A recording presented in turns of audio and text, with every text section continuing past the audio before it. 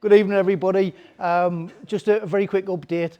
There's not much changed. The rates are what I would class as normal. The lenders are having a little bit of a battle for market share, so there is some fantastic rates around, but they're not there for long.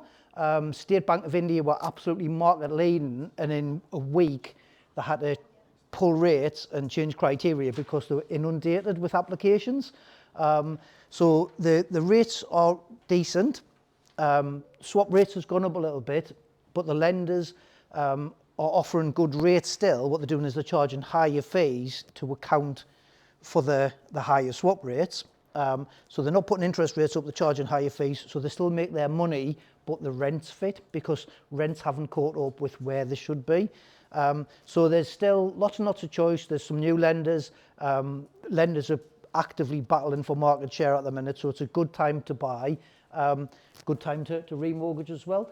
What I thought I'd do tonight is just it's for landlords who are looking to exit to sell properties. It's something that we're coming across more and more. I'll go through it if this works. So obviously to serve a Section 21, you've got the cost involved with serving the Section 21. You've got to get possession. You've got a risk of the property not being maintained while you're waiting to get possession of it. You've got a risk of rent not being paid once you've served your notice on your tenant. Then you've typically got estate agency costs, about 1% plus VAT or £1,000 flat fee.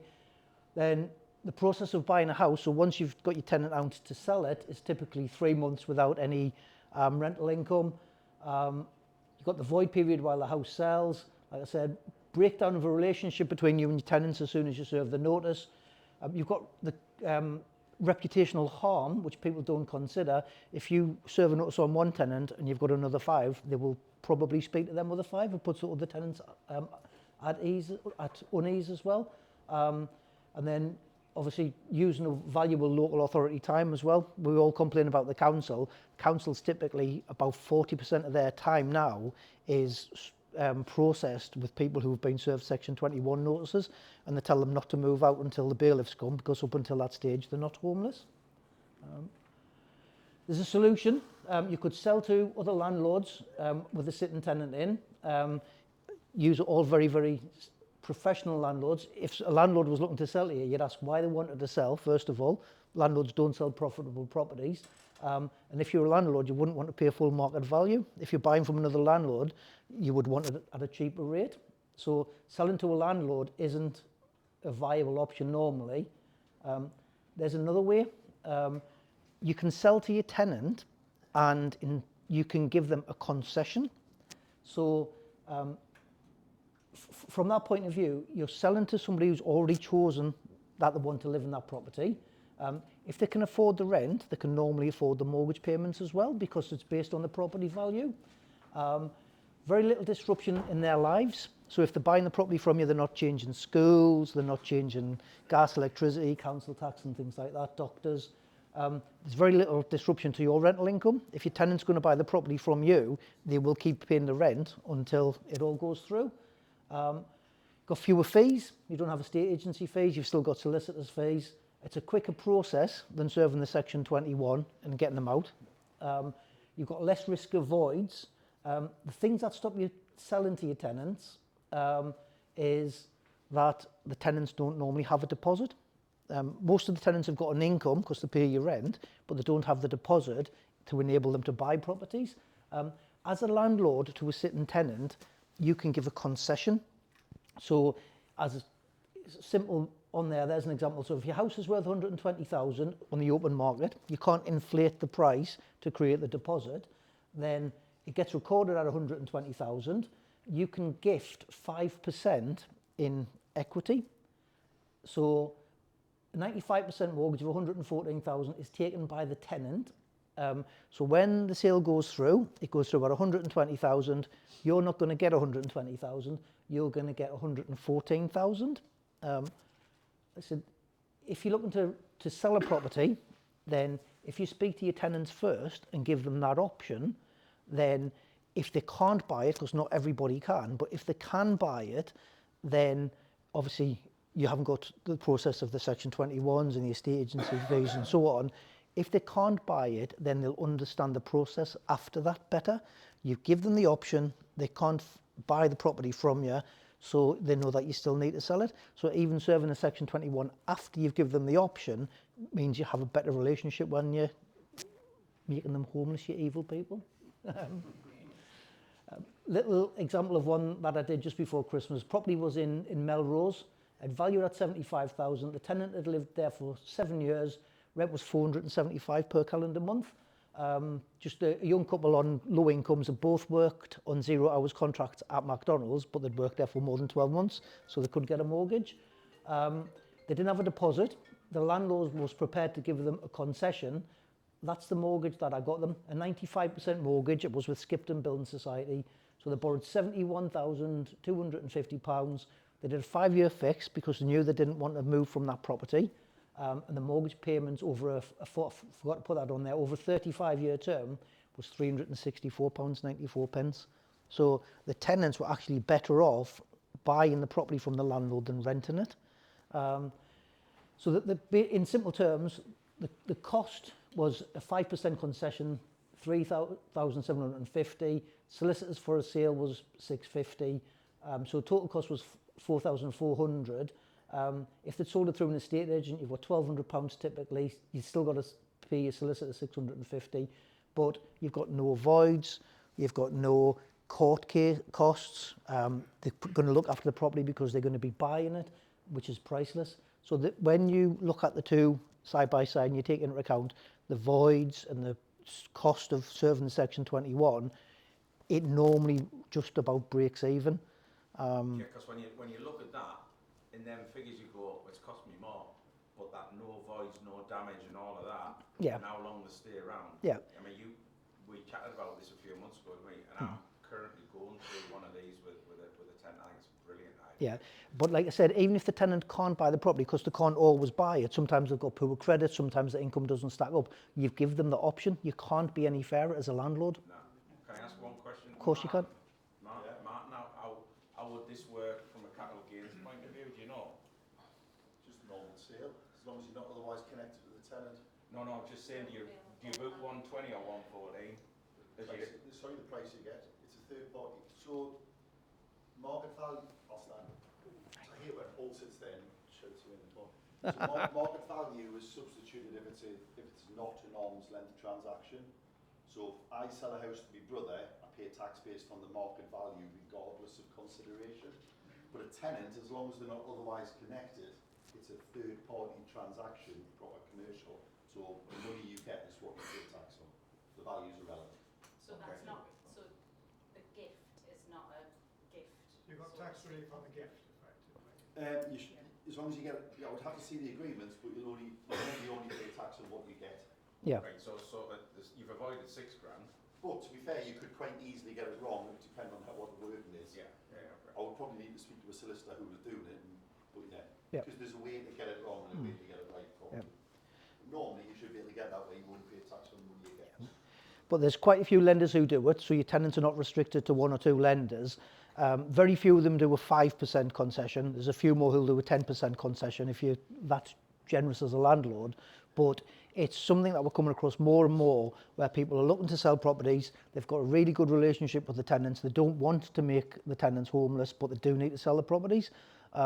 It's a good way out if that's what you want to do. It is something that we're coming across more and more often, and apart from anything, we get really bad press as landlords for being evil and serving Section 21s. You couldn't have done any more than offer them a discount to buy the house off you. So just to save you time, what questions would we need to ask the tenants in order They would normally they would normally need to have some sort of income, so they can have benefit income as well. Typical rule of thumb is as long as the benefit income isn't more than the earned income, so they could earn £20,000 and have £15,000 worth of benefit. That particular young couple up in Scotland, they had disability living allowance, they had universal credit, but they both worked on 0-hour contracts in McDonald's. So they weren't the wealthiest people in the world, but they were going to be nearly 100 quid better off by buying the house rather than renting it. But we don't mind fielding any any queries. Quite simply, all we do is we book an appointment in with your tenant, 45 minutes, do a fact find out whether it's viable or not. If it's not, we'll tell you. If it is, we'll tell you as well. But it's an alternative serving at Section 21, which keeps everybody happy. Next slide. Section 21's not going to be much of an option by the end of the year anyways.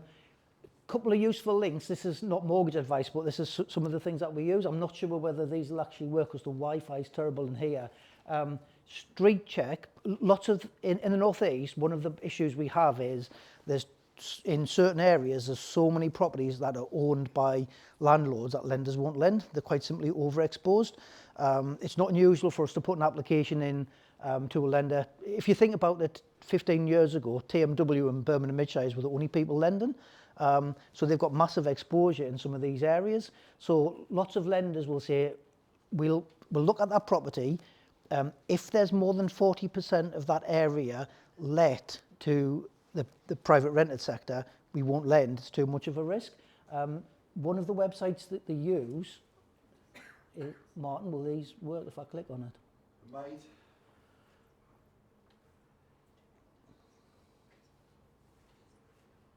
It's working on the computer but not on the screen.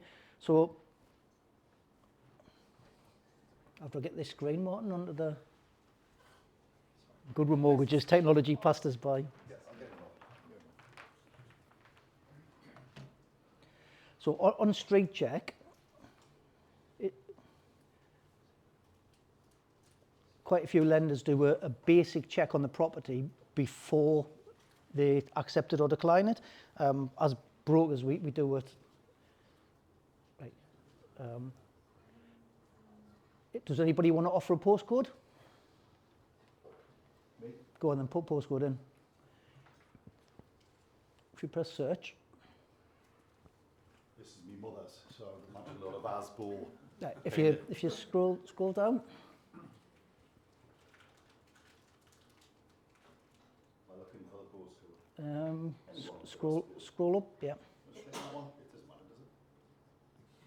does it? Yeah, scroll down a little bit. Yeah. Is this the same? Yeah, keep going.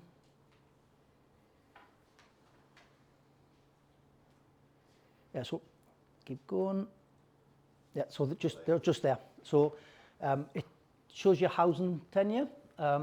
Lenders class everything from rented from council down over as private rented.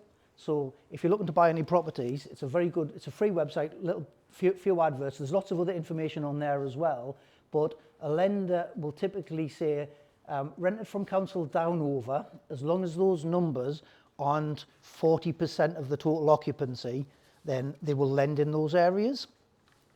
So again, just a little tool for you to do a little bit more with. Do you want to click on the link for us? Which link? The one that was on my slides. This is on Birmingham Midshire's website. Anybody can go to it. You don't need to have a Birmingham Midshire's mortgage. It's a retrofit tool. So what it is you click on it.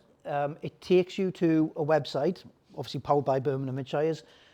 You put your property details in. It tells you how energy efficient your property is, what you can do to raise your EPCs, but there's also links to government grant sites. So if the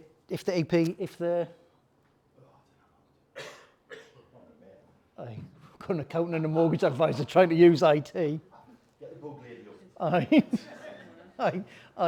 Let's force it. Hey, let's blame her. It's got bugs in the system now. Yeah. So on this website, once Martin clicks on I'm it, getting there. Hold on. I know it looks. I'm not getting there. right. We'll post it into the WhatsApp group later. You got it?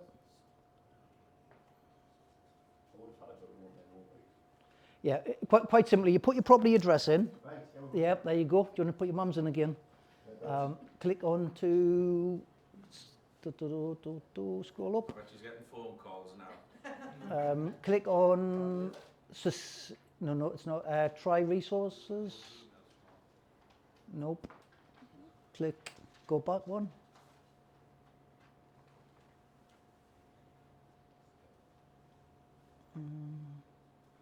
That's the wrong website. That's it there, isn't it? The Yep. bottom said sustainability role, energy efficient. Yeah, try that.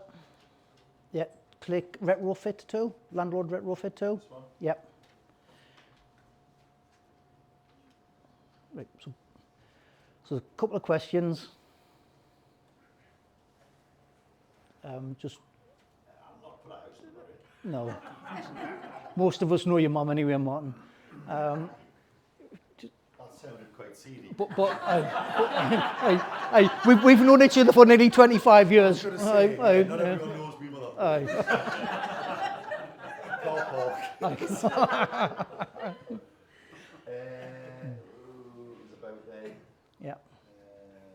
Yeah, we're doing all right, 3 bedrooms.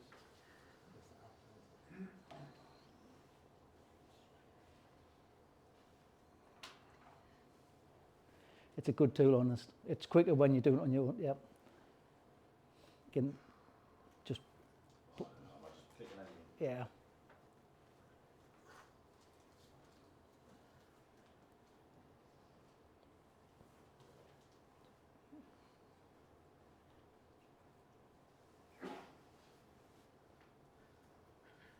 But like I said, what it does is it takes you through the process.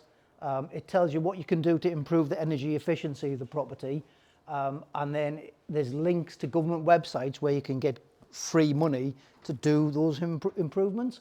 Like I said, with this tool, you can put as many properties in as you like. You can give them references. You can save them. You can go back later. Obviously, Birmingham Midshire's Lloyds, I'm guessing, are gathering data as they go, which is why they're giving it for free. But it's a really good tool for landlords with quite a few properties just to see where you can make improvements.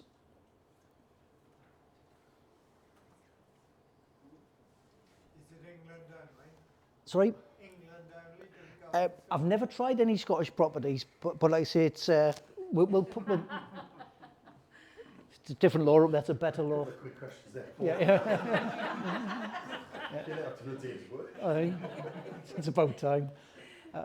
Yeah. So again, if you say you've got £5,000, and then if you keep scrolling down, so again it tells you what the improvements would affect in your energy. Yep, it tells you estimated costs of the improvements, what your potential savings are, and then we needn't click on the links, Martin, but the links take you through the government grant websites where you can save that and download it. So if you've got, it's literally 2 minutes if you have a better internet connection and a better assistant. But it's a very, very good tool for you to get a handle on your properties, to save it, and see if you can get any free money as well. So it's not a mortgage tool, but it's something that the lenders promote, because if your property is more energy efficient, the interest rates that the lenders offer and the fees they offer are better. Sorry? Yeah. Yeah. Some of the lenders are offering like £1,200 cash back if your house is an E or a B, or you improve it to an E or a B. Lloyds are offering incentives just for increasing the insulation to your property. They'll give you cash backs. Yeah. But What was that rate that you were talking about from India or something? You were saying the State Bank of India, well, they had 2-year fixed rates. I think it was 4.79 with a 2% fee, but they've pulled them. And what they've done is they've changed the minimum property value from 60,000 to 100,000 so that they get less applications in for more money. But the rates are changing all the time.